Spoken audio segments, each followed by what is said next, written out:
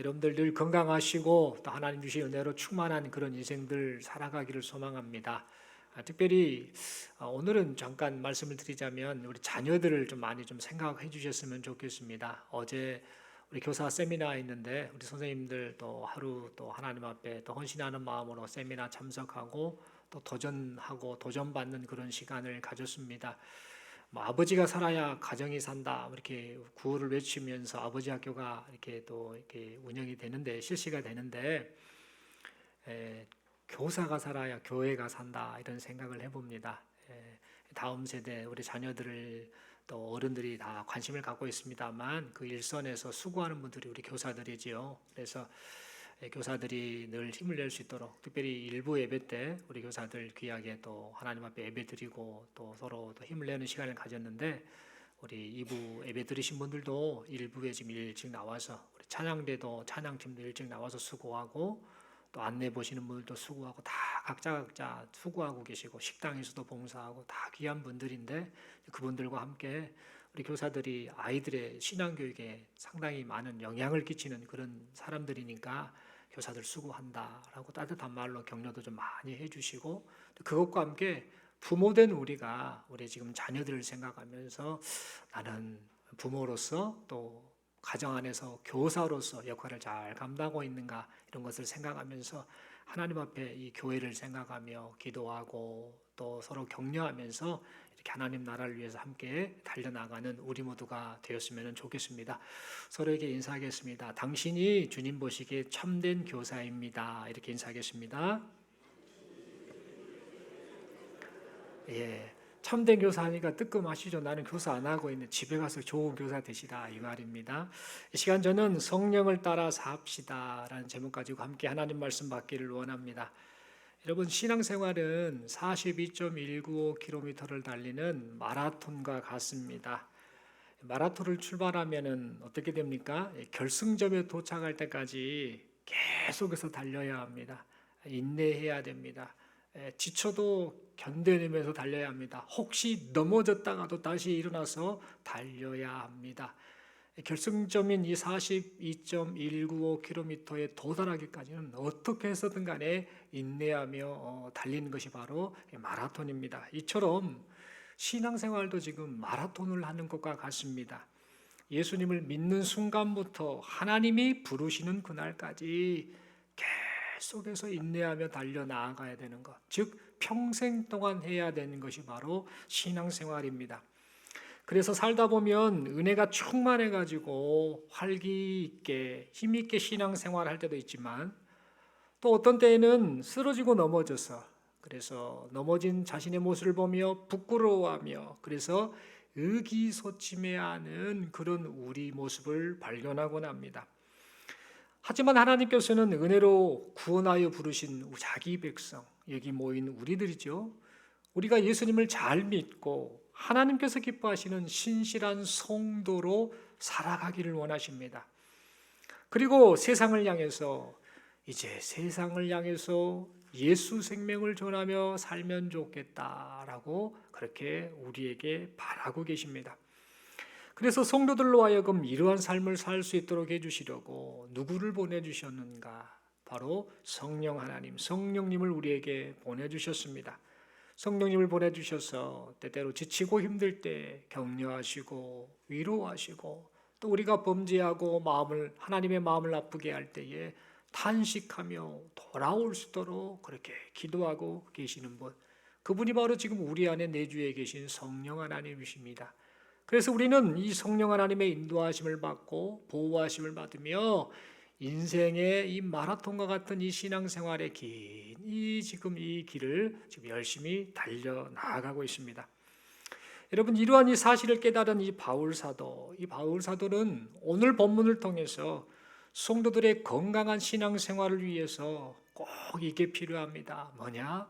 성령을 따라 사십시오라고 지금 우리에게 말을 해주고 있습니다. 바울은 이 거짓 교사들로 인해서 엉뚱한 구원관을 가지고 있었던 이 성도들, 이 갈라디아 교회의 성도들을 향해서 구원은 율법을 행함으로 받는 것이 아닙니다. 뭔가 사람이 노력하고 뭔가 행위를 하고 착한 일을 하고 또 말씀을 잘 지켰다고 해서 구원을 받는 것이 아니라 하나님의 약속, 그 약속을 따라오신 예수 그리스도를 믿는 믿음으로만 구원받습니다 라고 강조하며 말했습니다. 그러면서 말합니다. 율법의 행위로는 구원을 못 받으니까 제발 좀 율법의 행위로 내 노력, 내 선행, 내 열심으로 구원받아 보려고 하는 그런 엉뚱한 예전에 과거에 얽매였던 그 종의 그 멍에를 다시는 매지 마십시오. 그 종의 멍에에 매어 가지고 다시 무언가 노력해서 구원받으려고 하는 그런 어리석은 생각을 버리십시오라고 말을 했습니다. 그런데 이렇게 쭉 복음에 대해서 설명하고 이런저런 말을 했던 이 사도 바울은요, 이 갑자기 한 가지 걱정을 하게 됩니다. 어떤 걱정인가 하면 믿음으로 인한 구원을 강조하다 보니까 사람들이 약간 이상한 반응을 보였던 겁니다. 즉 예수님 안에서 얻은 자유함, 예수 믿고 이제 나는 해방되었다, 죄와 사망에서 해방되었다, 감사하다, 나는 자유하게 되었다라는 이 자유함을 어떤 사람들은 방종으로 악용하는 사람들이 있었기 때문입니다. 예수님 안에서 얻은 자유함을 방종으로 악용한 사람들은 어떻게 반응하는가? 내가 예수 믿음으로 구원받았으니까 이제 아무렇게나 살아도 되겠네 라고 그렇게 생각을 했습니다. 그런데 여러분, 사실 이 바울이 말했던 이 자유함은요, 이 죄를 지어도 됩니다, 죄를 지어도 얼마든지 자유롭습니다라는 그런 의미로 했던 말이 아닙니다. 여러분이 자유로운 자가 됐습니다 라고 바울이 말했던 그 말의 의미는 여러분이 예수님 덕분에 이제 더 이상 죄 아래, 사망 아래, 저주 아래 놓이지 않고 그곳에서부터 해방되었습니다 라는 그런 의미로 했던 말입니다. 그런데 사람들은 그것을 잘못 착각해서 이제 내가 예수 믿었으니까 죄를 짓든 뭐라든 어차피 나는 구원받았다라고 그렇게 잘못된 또 믿음의 반응을 보였던 사람들이 당시에도 있었던 것입니다. 그래서 바울은 예수님 안에서 얻은 자유함을 방종으로 악용하는 사람들을 향해서 예수 안에서 얻은 자유를 가지고 이제 자유하게 된 자유로운 사람이 되었으니 이제는 어떻게 해야 될 것인가? 하나님이 기뻐하시는 이 일을 위해서 살아가시고 하나님이 기뻐하시지 않는 육체의 소욕을 따라 살지 마십시오라고 그렇게 강하게 말을 하였습니다. 그러면서 그리스도 안에서 자유를 얻었으니 이제는 서로 사랑하며 서로 사랑으로 종로로다는 것을 기뻐하는 삶을 사십시오. 그렇게 적극적으로 사랑하며 사십시오라고 그렇게 말을 하였습니다. 또한 하나님이 기뻐하시는 일을 거부하는 일인 이 육체의 소욕을 따르지 않기 위해서 그 비결을 알려드립니다. 그 비결은 바로 성령을 따라 행하는 것입니다 라고 말을 하였습니다. 그러면서 육체의 소욕을 따르는 그 일의 결과, 육체의 소욕을 따르는 그 일의 결과와 성령을 따라 행할 때 나타나는 결과, 즉 성령의 열매를 이 오늘 본문에서 서로 대조하면서 말을 해주고 있습니다. 여러분, 먼저 성령을 따라 행할 때 이 본문에서는 이 이야기를 합니다. 9가지 열매가 맺어진다라고 말을 하고 있지요. 사랑과 희락과 화평과 오래 참음과 자비와 양선과 충성과 온유와 절제, 이와 같은 이 성령의 열매가 맺어지게 된다. 어떨 때 맺어지는가? 성령을 따라 살 때에 이 열매가 맺어진다라고 말을 하고 있습니다. 여기서 우리는 이 성령의 이 열매의 특징을 좀 한번 생각해 보았으면 합니다. 여러분, 성령의 열매 하면은요, 지금 9가지가 쭉 나열되어 있으니까 성령의 열매가 9가지가 있는가 보다라고 생각할 수 있는데, 이 성령의 열매는 하나입니다. 열매가 그냥 하나라는 중요한 특징을 가지고 있다라는 겁니다. 어떤 사람들은 이렇게 말합니다. 아이고, 당신을 보니까 사랑이 많은 거 보니까 당신은 사랑의 열매를 맺었구만요. 당신은 화평하니 화평의 열매를 맺었구만요. 당신은 오래 참은 거 보니까 인내의 열매가 맺어졌구만요 라고 하면서 이 성령의 열매를 각각 9가지로 다 이렇게 구분해서 나눠서 이렇게 이해하고 그렇게 말하는 사람들이 있습니다. 그런데 이것은 바람직한 성경 해석이 아니라는 사실입니다. 말씀드린 것처럼 이 성령의 열매는 이 원어, 이 헬라어 원어상 단수입니다. 그냥 한 열매입니다. 하나의 열매인데 이 열매 가운데 이제 특성이 나타나게 됩니다. 그런데 반면에 오늘 본문에 보니까 육체의 소욕을 따르는 일들을 말할 때는 복수형을 쓰고 있습니다. 이것저것 많은 그 문제점들을 나열하되 성령의 열매는 단 하나임을 성경은 우리에게 말해주고 있다라는 겁니다. 이 말은 성령의 열매들 가운데에 사랑의 열매가 따로 있고 희락의 열매가 따로 있고 화평의 열매가 따로 있다라는 말이 아니라는 겁니다. 성령의 열매는 그저 하나이다라는 것이죠. 그런데 이 하나의 열매가 다양한 특성을 드러내고 있다라는 겁니다. 즉 하나님의 성품, 사랑과 희락과 화평과 오래 참음과 자비와 양성과 충성과 온유와 절제와 같은 하나님의 그 성품을 닮은 그 열매의 특성들이 성령의 열매라고 하는 이 하나에서 다 풍겨져 나오고 있다라는 겁니다. 이것은 뭐와 같냐면 한 번쯤 들어보셨을 텐데 백향과라는 과일 아시죠?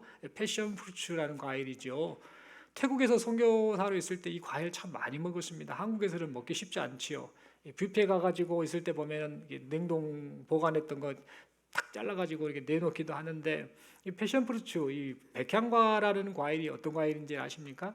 동글동글하니 공만한 작은 공만한 건데 이게 조금 이제 익으면 이게 쪼글쪼글쪼글해집니다 겉이. 그래서 칼로 잘라서 딱 보면 안에 뭐가 들었냐면 개구리알 같은 것이 들어 있습니다. 그래서 검정 씨에 그걸 덮고 있는 그 열매들 이 씨앗에서 훅 해서 숟가락으로 파먹기도 하고 했던 기억이 납니다. 태국에 있을 때 선교사님들이 이거 참 많이 드셨습니다. 거기서는 많이 이제 나니까요. 왜냐하면 비타민 C가 많이 들어 있어서 이 감기 예방에 참 좋다. 그래서 그렇게 많이들 먹곤 하고 현지인들도 많이 먹는 그런 과일입니다. 어쨌든 이 패션 프루츠라는 이 백향과라는 과일이 있는데 이 백향과의 이름의 뜻 자체가 향기가 100가지가 바란다 해가지고 백향과라고 하죠. 이 과일 열매는 하나인데 이 열매 하나가 이 향기도 풍기고 저 향기도 풍기고 다양하게 풍긴다 해서 백향과다라고 그렇게 말을 합니다. 이처럼 성령의 열매가 똑같습니다. 열매는 그냥 하나입니다. 성령이 맺게 하신 열매가 하나인데 그 열매 안에 뭐가 지금 어떤 향기를 품어내느냐? 사랑과 희락과 화평과 오래 참음과 자비와 양성과 충성과 온유와 절제와 같은 그 하나님의 그 성품을 닮은 그 향기를 계속해서 바라게 된다는 겁니다. 그러니까 성령을 따라 사는 사람은요 어떻게 되는가? 성령의 열매를 맺게 되니까 자연스럽게 이 하나님의 성품을 닮은 모습이 삶 속에서 그의 말과 생각과 행동에서 드러나게 되는 것이죠. 그런데 어떤 사람들은 또 이 성령의 열매에 대해서 말을 하면 이렇게 말을 합니다. 어떻게 말하는가? 성령의 열매를 마치 성령의 은사와 같은 것으로 말하는 사람들이 있습니다. 이것은 성경의 가르침과는 조금 다른 잘못된 해석이지요. 중요한 사실은 뭐냐? 성령의 열매는 성령의 은사처럼 단번에 주어지는 것이 아니라는 겁니다. 은사에 하나님이 주시면은 그 은사에도 나타냄도 있겠습니다만 이 성령의 열매는 평생 동안 나타나는 겁니다. 평생 동안 맺어지는 겁니다. 즉 성령을 따라 행할 때에 평생에 걸쳐서 점점 커지고 익어가고 그래서 열매 맺게 되는, 즉 신학적 용어로 말하면 성화라고 표현을 하지요. 계속해서 조금씩 익어가는 그런 과정이 평생을 거쳐서 이렇게 나타나게 된다라는 겁니다. 덜 자라고 덜 익은 과일을 보면 어떻게 합니까? 여기다 양분도 주고 물을 공급해주면 시간이 지나면서 점점 성숙해지지요. 그래서 나중에 최종적으로 이게 딱 좋은 열매가 되면 그것을 수확하는 그 농사의 방법이 있지 않습니까? 그런 것처럼 성령의 열매도 평생에 걸쳐서 점점 더 커지고 익어져가는 그런 성화의 과정을 밟게 된다라는 겁니다. 여기 모인 우리 사랑하는 성도들, 또 저의 모습 속에서 이런 성령의 열매가 맺어지는 그런 은혜가 있기를 간절히 소망합니다.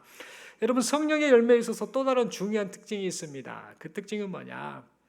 불신자나 성도나 특별히 불신자가 인위적으로 내가 이 성령의 열매를 맺어봐야겠다. 내가 좀 착하게 살아보고 내가 사랑하고 또 희락을 나누고 또 화평해보고 내 나름대로 노력해서 이 성령의 열매가 맺어지게 해봐야겠다라고 해서 성령의 열매가 맺어지는 것이 아니라는 사실입니다. 성령의 열매는 어떨 때 맺어지는가? 성령님을 따라 순종하며 살 때. 그냥 뭘 하는 게 아닙니다. 성령의 말씀을 따라, 그분의 인도하심을 따라 그냥 그 뜻대로 순종하며 살 때에 내가 열매를 맺어야 쓰겠다라고 해서 맺어지는 것이 아니라 그냥 자연스럽게 성령에 의해서 맺어지게 되는 것이 바로 성령의 열매다라는 겁니다. 이 사실을 우리 예수님께서 말씀하셨지요. 요한복음 15장 5절 말씀 이렇게 기록합니다. 나는 포도나무요 너희는 가지니 저가 내 안에 내가 저 안에 있으면 이 사람은 과실을 많이 맺나니 나를 떠나서는 너희가 아무것도 할 수 없습니다 라고 말씀하셨습니다. 예수님이 비유를 들어 말씀하신 거죠. 내가 포도나무다 니네는 가지다 있는데 너희가 내 안에 붙어만 있으면 너희가 열매를 맺게 될 거야 라는 말씀하시는 것이죠. 가지가 내가 열매를 맺어봐야겠다, 포도 열매를 맺어봐야겠다 노력해서가 아닙니다. 뭘 했습니까? 그냥 가지가 나무, 예수님께 붙어 있을 때 이 나무로부터 양분과 물과 여러 가지 모든 것들 공급을 받아서 이제 자연스럽게 붙어 있다 보니 그분의 뜻대로 살고 그분을 의지하고 살다 보니 어떻게 됩니까? 자연스럽게 열매가 맺어지게 된다라는 겁니다. 그러므로 우리가 기억을 해야 될 것은 성령의 열매는 사람이 인간적으로 노력해서 맺어진 것이 아니라 성령과 동행하는 것, 성령 하나님을 의식하고 인정하며 의지하면서 그 성령의 가르침을 따라 순종하며 살아갈 때에 자연스럽게 맺어지는 것이구나. 사람이 인위적으로 맺는 것이 아니구나라는 사실을 기억해야 되겠습니다. 그런데 또 어떤 사람은요, 성령의 열매가 성령에 의해서 자연스럽게 맺어진다라는 말을 하면요, 그렇구나 해놓고 또 잘못 오해해서 잘못 해석하는 사람들이 있습니다. 그래서 어떤 반응을 보이는가?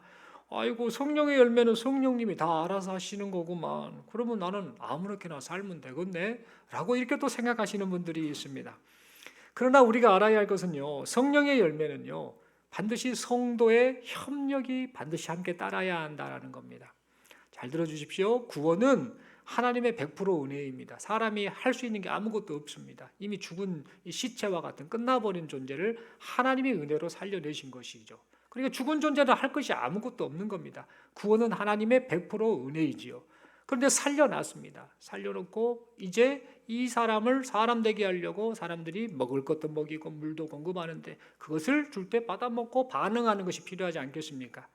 이처럼 이 성화, 즉 성령의 열매를 맺는 과정에서 성도는 반드시 성도의 협력이 따라야 한다는 겁니다. 즉 하나님도 100% 우리를 변화시키기 위해서 일하고 계시고 사람 역시 그 말씀에 순종해서 100% 할 수 있는 순종의 모습으로 반응하는 것. 즉 하나님 100%, 사람 100%, 각각 100% 반응하며 나아가는 것이 성령의 열매를 맺어가는 과정, 즉 성화의 모습이 나타나는 과정이다라는 겁니다. 그러면 성도가 협력을 해야 된다라고 하는데 성도 협력은 구체적으로 어떻게 하라는 말인가? 다른 거 아닙니다. 뭐를 하면 되는가?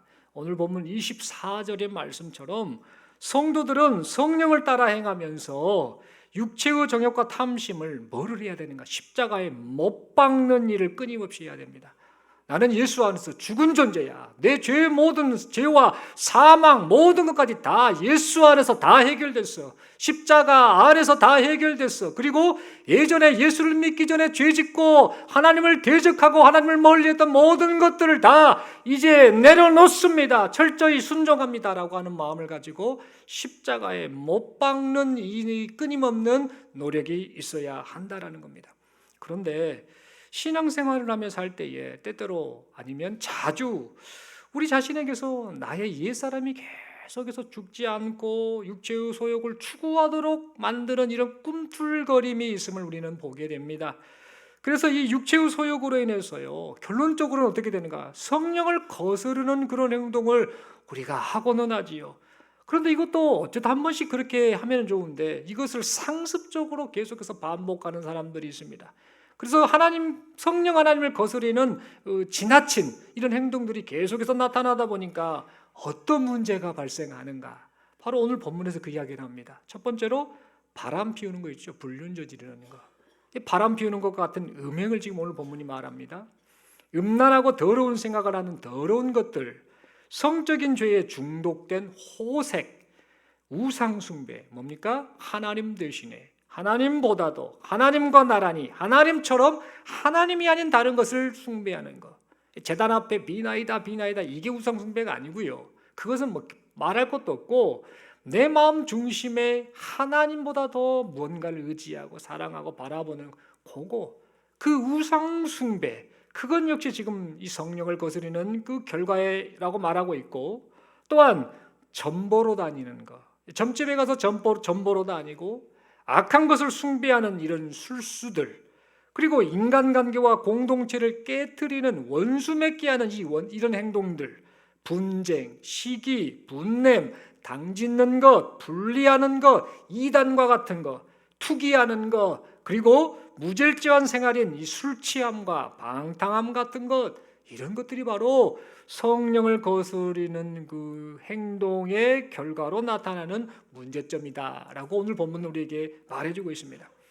그런데 문제는 이게 성령을 거스르게 하는 문제입니다라고 여기서 끝내지 않고 그 다음 말을 하는 게 우리가 심각하게 받아들여야 할 문제입니다. 무슨 말인가? 바울은요, 이런 사람들을 향해서 뭐라고 말하느냐?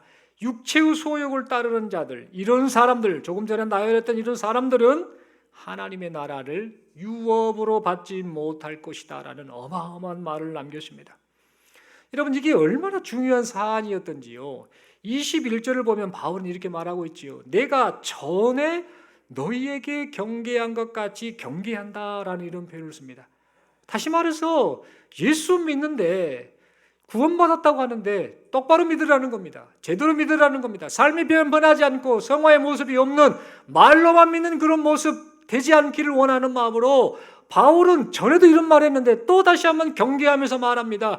육체의 소욕을 따르는 그 삶을 빨리 청산하십시오라고 그렇게 말을 하고 있었던 겁니다. 실제로 고린도전서 6장 9절 10절, 골로새서 3장 5절 6절의 말씀을 보면은요, 바울은 이 골로새 교회 그리고 이 고린도 교회를 향해서도 이와 비슷한 말을 계속했음을 보게 됩니다. 고린도전서 6장 9절 10절입니다. 불의한 자가 하나님의 나라를 유업으로 받지 못할 줄을 알지 못하느냐? 미혹을 받지 말라. 음행하는 자나 우상 숭배하는 자나 간음하는 자나 탐색하는 자나 남색하는 자나 도적이나 탐욕을 부리는 자나 술 취하는 자나 모욕하는 자나 속여 빼앗는 자들은 하나님의 나라를 유업으로 받지 못하리라 라는 말을 똑같이 남겼습니다. 다른 지역 다른 교회를 향해서. 그리고 골로새서 3장 5절 6절을 보면 다음과 같이 말합니다.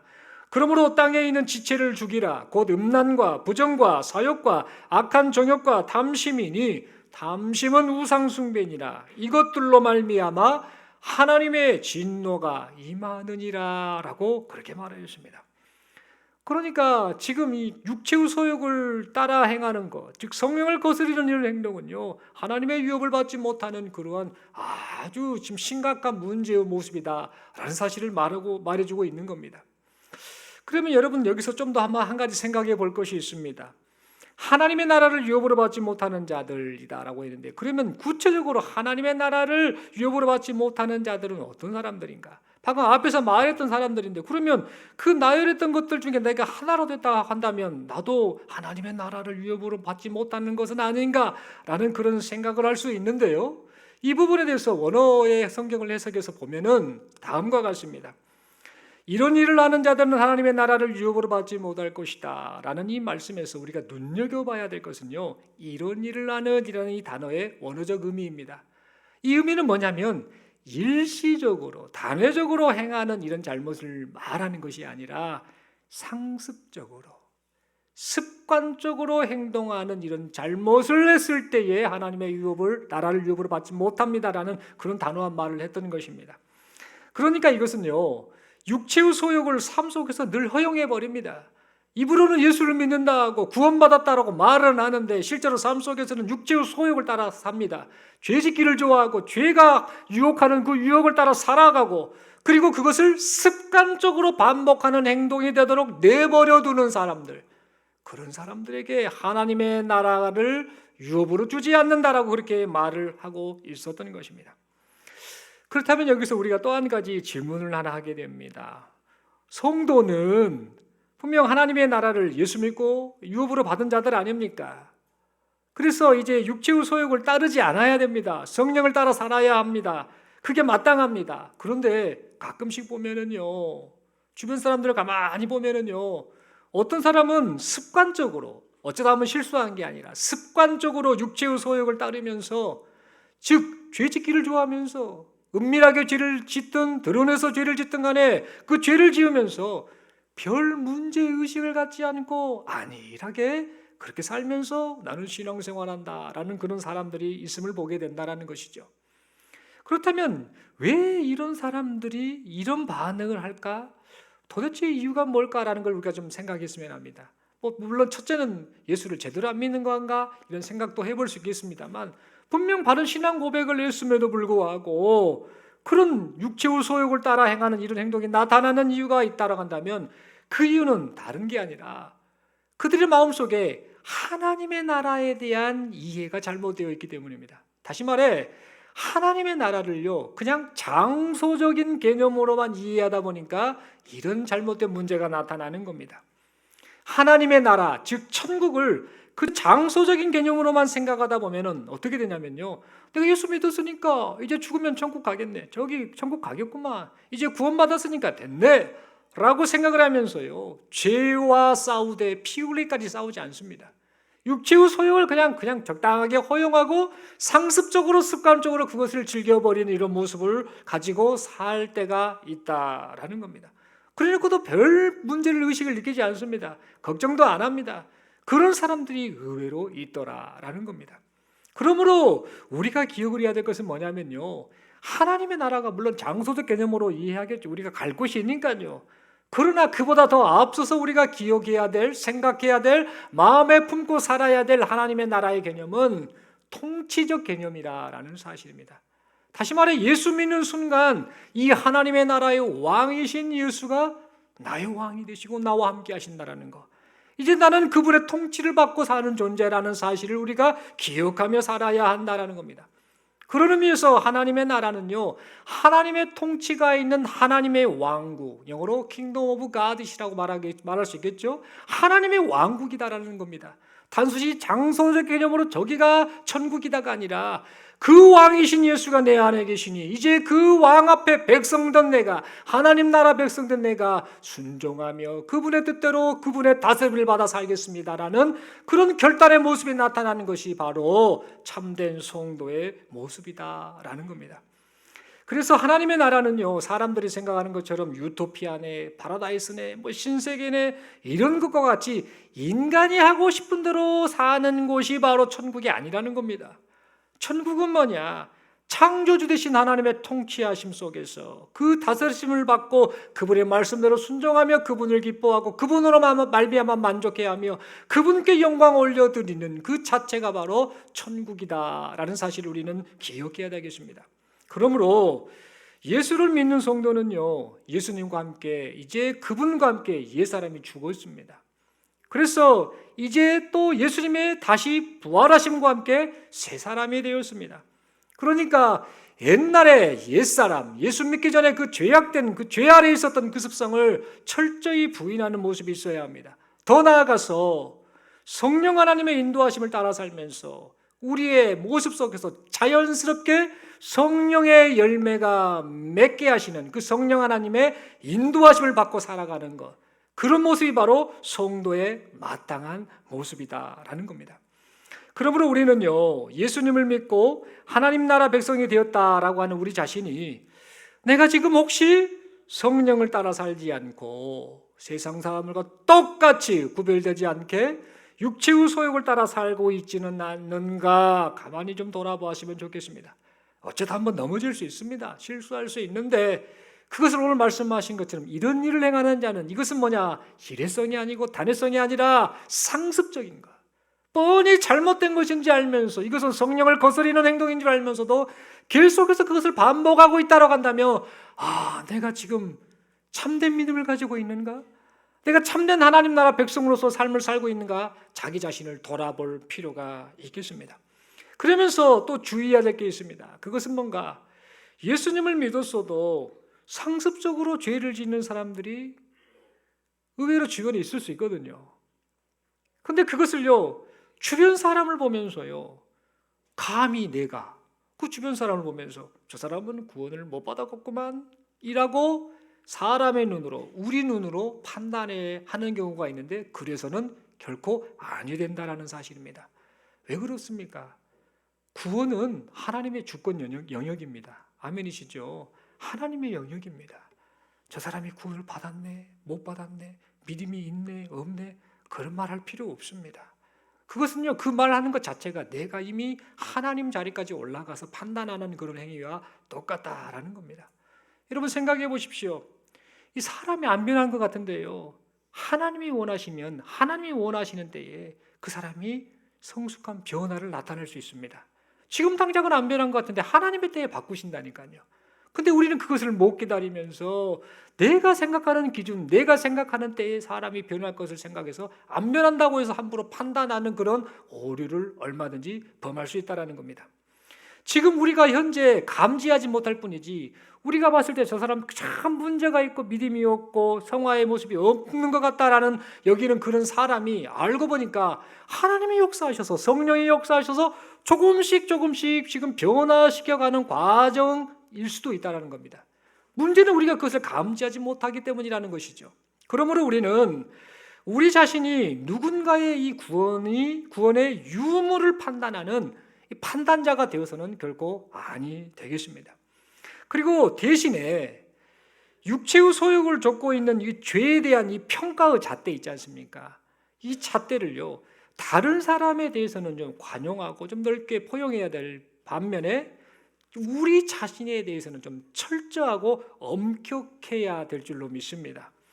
여러분, 우리는요, 우리 자신을 보면은요, 참 안타까울 때가 있습니다. 왜 그러냐면요, 다른 것보다도 우리는 우리 자신을 볼 줄 모릅니다. 지금 내 상태를 못 봅니다. 여러분 한번 집에 가서 한번 가만히 생각해 보십시오. 옆에 분 한번 얼굴 살짝 보시겠습니까? 한번 봐주시겠습니까? 누가 앉아 계신가? 하고 나서 눈을 딱 감으면 그 사람 얼굴이 떠오는데요. 가만히 집에 가셔서, 지금 눈 감으면 주무시면 안 되니까요. 집에 가셔서 눈 감고 자기 얼굴 한번 모습 떠올려 보십시오. 잘 안 떠올릅니다. 사람이 그렇습니다. 진짜로 한번 확인해 보십시오. 눈 감고 자기 얼굴 모습 떠올리면요, 자기 얼굴이 어떻게 생겼더라 잘 안 떠오릅니다. 누구 하면 그 얼굴 딱 떠오르는데 자기 얼굴은 잘 안 떠오르는 것이 인간입니다. 무슨 말씀을 드리려고 그러냐? 사람은 자기를 잘 못 봅니다. 자기가 지금 어떤 상태인지를 잘 모르는 게 이렇게 무지하고 연약한 우리 자신이라는 겁니다.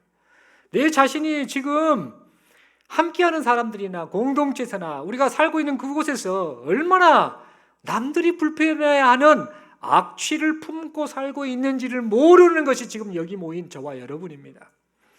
여러분, 아침부터 조금 깨끗하지 못한 이야기를 좀 하겠습니다. 화장실에 가지 않습니까?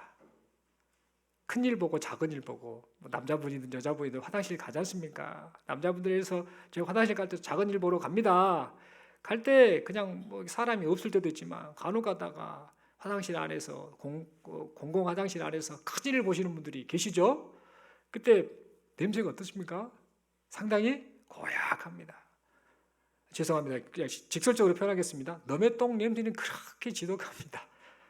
그런데 자기가 큰 일을 볼 때는요, 자기 똥 냄새는요 별로 안 고약합니다. 참을만 합니다. 안 그렇습니까? 다 참고 쌉니다. 냄새 좋습니다. 나쁘지도 않습니다. 처음에는 조금 그러지, 그냥 자기 냄새를 못 맡습니다. 자기가 그러니까. 너의 똥에 대해서는요, 냄새가 고약하네, 어쩌네, 이렇게 하고, 그게 바로 우리 모습이지 않나, 그런 생각을 합니다. 여러분, 이처럼요, 우리는 자기를 봐야 됩니다. 남 볼 것 없습니다. 남을 볼 것이 아니라 우리 자신이 혹시 성령을 거스르면서 육체의 소욕을 좇아 상습적인 죄를 계속해서 짓고 있지는 않는가, 뻔히 알면서도 계속해서 그것을 반복하고 있지는 않는가, 우리 자신을 돌아보아야겠습니다. 그리고 여러분, 만약에 죄를 이기지 못하고 전혀 변하지 않는 이 자기 자신의 부끄러운 모습을 보게 되면, 그래서 괴롭다라고 한다면요, 우리가 이 말씀을 꼭 기억을 해야 됩니다. 갈라디아서 2장 20절의 말씀이죠. 이 말씀을 꼭 기억을 해야 됩니다. 죄 아래에 있던 내가 그리스도와 함께 십자가에 못 박혔다라는 사실을 기억해야 합니다. 죄에 대해서 정죄함을 받을 것이 아니라 예수님 덕분에 죄와 사망으로부터 구원받았다, 해방되었다라는 사실을 늘 기억하면서 이 말씀을 마음에 품고 살아야 합니다.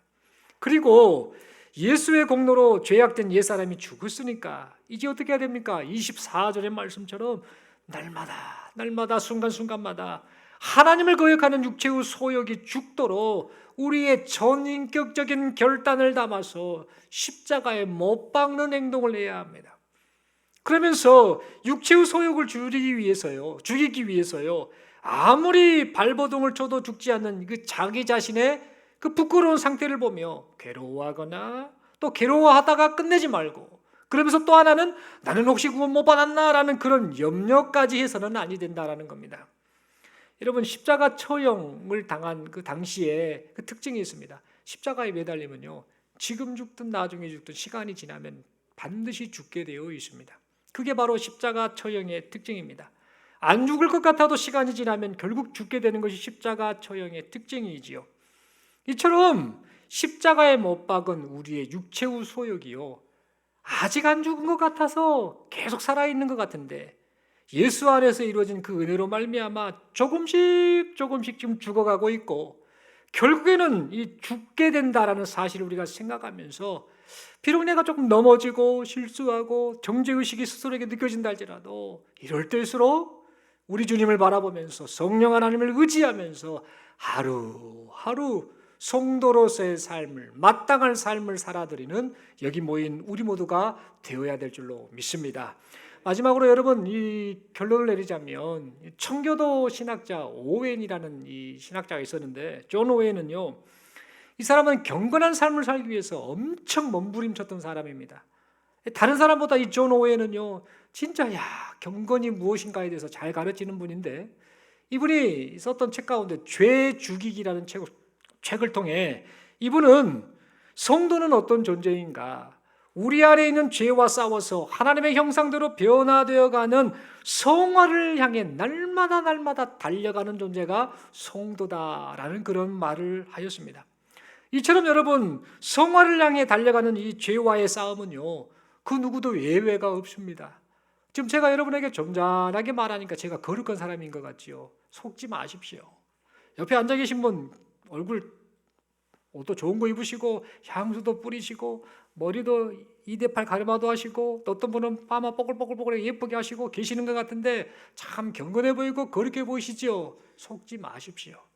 사람은 누구나 죄와 싸우되 때때로 넘어질 수도 있고 힘들어할 때가 있다라는 사실입니다. 그러니까 이 죄와의 싸움은요, 예외가 없습니다. 성도라면 누구나 싸워야 합니다. 또 싸워왔고 계속해서 싸워가야 할 문제라는 사실입니다. 그러므로 이 싸움의 승리를 위해서요, 오늘 말씀처럼 우리가 뭘 해야 되는가? 다른 거 행하려고 하지 말고 성령 하나님을 의지하고 성령을 따라 성령으로 행하는 여기 모인 우리 모두가 될 수 있기를 간절히 소망합니다. 여러분, 성령을 따라 사는 게 뭡니까? 다른 게 아닙니다. 신앙생활의 기본기에 충실하는 겁니다. 막 엄청난 거 하려고 하지 마십시오. 외부 활동 이런 거 하지 마십시오. 이것저것 그런 것에 마음이 빼앗길 것이 아니라 성령 하나님의 가르침을 따라서 신앙생활의 기본기에 충실하셔야 됩니다. 뭐가 있습니까? 교회 공동체 안에서 뭘 합니까? 예배 드리지 않습니까? 금요기도해야 하고 새벽 예배하고 공예배 드리고 구역 모임하고 이런저런 것들 통해서 계속해서 성령 하나님의 인도하심을 따라 사는 그 길을 열어주고 있는데, 이것에 참석하지 않고 관심이 없다라고 한다면 어찌 이 모습을 보고 우리 하나님이 뭐라고 말씀하실까, 그런 생각을 합니다. 뿐만 아니라 말씀 묵상하는 거, 기도 생활하는 거, 그렇게 성령 하나님을 따라 살아갈 수도 교회 공동체 가운데서 이렇게 기회를 드리고 있는데, 과연 지금 우리는 어떤 모습으로 지금 반응을 하고 있는지 조금 우리가 좀 돌아봤으면 좋겠습니다. 여러분, 마라톤 이야기했는데요, 마라톤 할 때요, 그 한 나라에 한 3명, 2명 이렇게 함께 뛰지 않습니까? 수백 명이 달릴 때 그 나라에 딱 선수들이 있습니다. 있으면 작전을 짠다는 거 아시죠? 얘가 이번에 네가 한번 우승하게끔 한번 해봐라. 좀 성적이 좋은 사람. 그때 이 사람하고 할 때요, 뭐 하냐면 주변에 있는 사람들이 같이 달려주는 거 아시죠? 2등, 3등 할 사람 2등, 3등 안 해도 됩니다. 자기 역할을 하거든요. 그때 열심히 같이 달립니다. 어찌 보면 이와 같지 않나. 한 사람 그렇게까지 달리게 하기 위해서요, 주변 사람들이 막 격려합니다. 자기 팀이 야, 더 힘들어, 힘내, 달려 하면서 막 같이 달려가는 것처럼 지금 성령을 따라 살아갈 수 있도록 교회 공동체가 이런저런 본질에 충실한 일들을 행할 때에 여러분들이 감사한 마음으로 적극적으로 참여하는 여러분들이 될 수 있기를 간절히 소망합니다. 여러분, 마지막으로 42.195km 마라톤 경주에서요, 좋은 성적을 내는 선수들의 특징을 여러분들이 한번 생각을 해보셨으면 합니다. 수백 명이 달려도요, 1등은 따로 있고 2등이 따로 있고 3등이 따로 있는데요, 이 42.195km를 달릴 때에 이 성적이 좋은 선수들이 어떻게 반응한 줄 아십니까? 초반에요, 반드시 선두 그룹에 포함이 되려고 합니다. 달린다고 다 그냥 달린 게 아니라요, 이 해설자가 보면요, 우리 저 선수 누구 선수 지금 선두 그룹에 꼭 들어가야 됩니다. 1등은 안 하더라도 그 그룹이 있습니다. 선두 그룹. 그 안에 어떻게 해서든 들어가서 같이 달리게야 이게 따라가는 겁니다. 그런데 이 중간 그룹이나 후미 그룹에 있는 선수들은요, 보면은 좋은 성적을 내는 사람이 거의 없습니다. 결과적으로 어떻게 되는가? 후미 그룹에나 있었던 사람들, 중간 그룹에 있는 사람들은요, 달리기는 달리는데 좋은 성적을 내지 못하거나 아니면 완주하지 못해서 그 경주를 포기하는 사람들도 있더라라는 겁니다. 이처럼 우리가 지금 열심히 지금 신앙생활에 마라톤을 하고 있는데 지금 모릅니다. 내가 지금 5km를 달렸는지, 그 5km 지점을 달렸는지, 10km 지점을 달렸는지, 40km 지점을 달렸는지 모릅니다. 하나님이 허락하신 인생을 사는 것뿐입니다. 하나님이 부르시면 가는 게 인생 아닙니까? 어느 점을 달릴지 모르나 우리가 지금 해야 될 것은 뭐냐면 이 믿음의 경주 마라톤에서 성령 하나님의 인도하심을 따라 최선을 다해 달려나가는 모습이 우리에게 있어야겠다라는 겁니다. 마라톤 선수가 좋은 성적을 기대하며 한 발 한 발을 선두 그룹을 따라 달려가듯이 성령을 따라서 신앙 마라톤을 하고 있는 우리들 또한 성령의 열매를 기대하면서 매 순간순간 기본기에 충실한 신앙생활의 발걸음을 힘차게 내딛는 여기 모인 우리 모두가 될 수 있기를 간절히 소망합니다. 그리하여서 이러한 삶의 결과로 나타난 성령의 열매가 열매 맺게 하시는 성령을 통해서 우리에게 주렁주렁 맺어져서 세상을 향해 생명이신 예수 그리스도를 전하는 그런 놀라운 일들이 나타날 수 있기를 간절히 소망합니다. 마지막으로 서로에게 인사하겠습니다. 성령을 따라 삽시다. 한 번 더 인사하겠습니다. 당신을 보니까 성령의 열매가 주렁주렁 맺어지고 있군요. 아멘이십니까? 신앙생활하면서 계속해서 고민하는 건 성령 하나님 의지하면서 하는 것밖에 없다 생각이 듭니다. 아무리 노력해도 안 됩니다. 내 힘, 내 노력으로 발버둥 치는 게 아니라 그냥 성령 따라서 말씀 따라서 그냥 하루하루 주어지는 거 살아가는 거, 그것이 바로 신앙생활이 아니겠나 그런 생각을 합니다. 이 점을 생각하면서 때때로 지치고 힘들 때에 사람 바라보지 마시고 다른 데서 위로받으려고 하지 마시고 하나님 앞에 은혜를 구하면서 성령 하나님의 힘주심 인도하심을 따라 새 힘내시는 여기 모인 우리 모두가 될 수 있기를 간절히 소망합니다. 기도드리겠습니다. 하나님 아버지 말씀 받았습니다. 이 말씀을 통해서 우리 자신을 살핍니다. 인생 살면서 신앙의 마라톤을 달리고 있습니다. 넘어지기도 하고 지치기도 하고 힘들기도 합니다만 성령 하나님의 힘주심 인도하심을 따라 우리에게 맡겨진 이 마라톤의 신앙의 경주를 철저히 기쁨으로 감사함으로 완주할 수 있는 여기 모인 우리 모두가 되게 하여 주옵소서. 이런 은혜 베푸심을 믿고 감사드리며 예수님 이름으로 기도드리옵나이다. 아멘.